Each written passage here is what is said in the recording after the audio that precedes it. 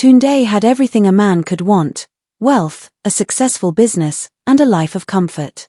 But deep down, something was missing, a part of him that had been lost for years. One ordinary afternoon, he decided to take a break from his busy schedule and visit a park, hoping for some peace and quiet. What he found that day changed his life forever, revealing a secret he never imagined.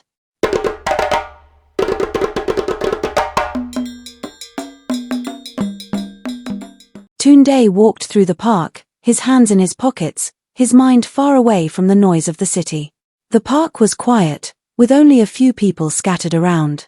He found a bench under a large tree and sat down, taking in the fresh air. For the first time in a long while, he felt calm. As he relaxed, his gaze wandered around the park until it stopped on a young girl sitting by herself on a bench. She looked about 14 or 15, with dirty clothes and a tired face. She was holding a small loaf of bread, nibbling on it as if it was the only meal she had that day. Tunde felt a strange pull toward her, something about her seemed familiar. Then, he noticed something, a small birthmark on her arm. His heart skipped a beat. He recognized it instantly. His daughter had the same birthmark, a tiny shape just above her elbow. Tunde had seen it many times when she was a baby. Now, years later, there it was again, unmistakable. Years ago, he and his wife Chidinma had separated, and she had taken their baby girl with her. He had tried to find them, but all his efforts led to dead ends. Now, could it be possible? Could this girl be his daughter? He stood up slowly and walked over to the girl, unsure of what to say. "Hi there," he said softly.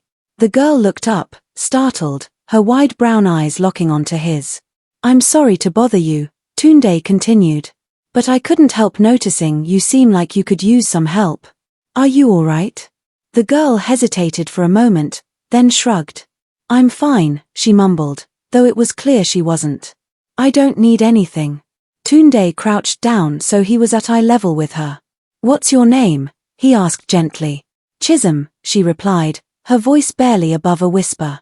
Tunde's breath caught in his throat. That was the name they had planned to give their daughter if they had stayed together. Could it be a coincidence? "Chisholm," he repeated.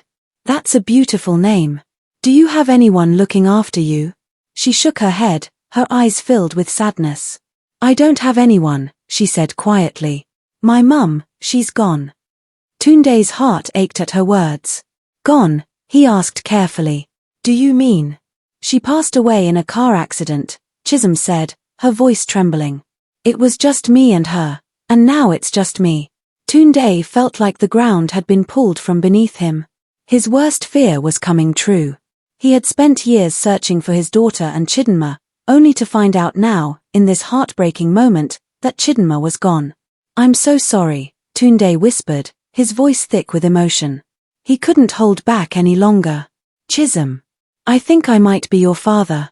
Chisholm stared at him, confused and unsure if she could believe what he was saying. "My father?" she asked, her voice shaky.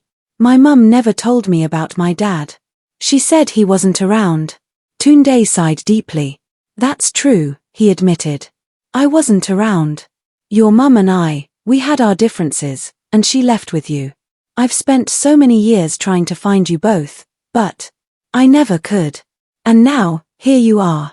Chisholm looked at him for a long moment, as if trying to decide whether to trust him.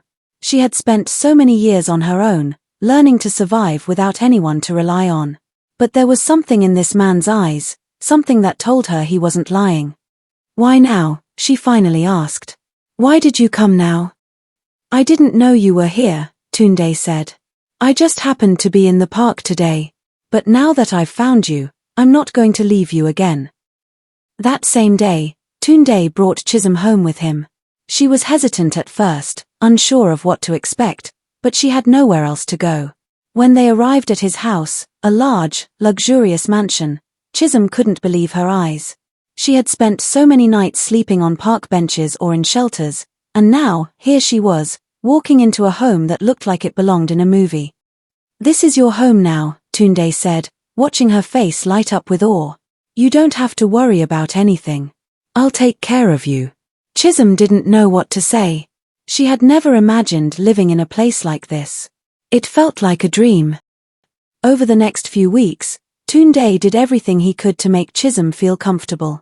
He bought her new clothes, gave her her own room, and even enrolled her in a private school. Chisholm had always loved learning, but her circumstances had made it difficult for her to continue her education. Now, she had the chance to study again, and she grabbed the opportunity with both hands. Tunde was amazed at how quickly Chisholm adapted. Despite everything she had been through, she was determined to succeed.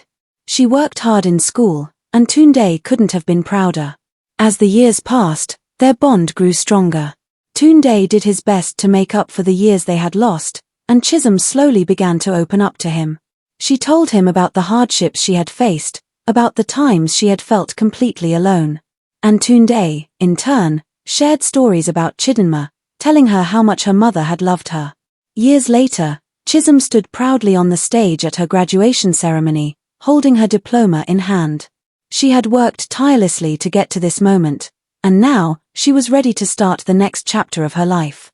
After everything she had been through, she had made it. She had not only survived, but thrived. Tunde watched from the audience, his chest swelling with pride. His daughter, the girl he had once found alone in a park, had grown into a strong, confident young woman. And she wasn't stopping there. Chisholm had decided to study social work, determined to help other children who had gone through struggles like hers. After the ceremony, Chisholm ran to Tunde and wrapped her arms around him. "Thank you, Dad," she said, tears of joy in her eyes. "For everything." Tunde hugged her tightly. "You did it, Chisholm. I'm so proud of you." As they stood there, father and daughter, they both knew that their journey together was just beginning. They had come a long way, but there was still so much more to do. Moral of the story. The story of Tunde and Chisholm teaches us that family is not just about the time we spend together, but the love, care, and support we give each other. It reminds us that it's never too late to right our wrongs, and that redemption is always possible, no matter how far we've strayed. The importance of stability, education, and emotional healing are key to overcoming life's toughest challenges. Above all, it shows that true wealth lies in the strength of the relationships we build, not in material possessions.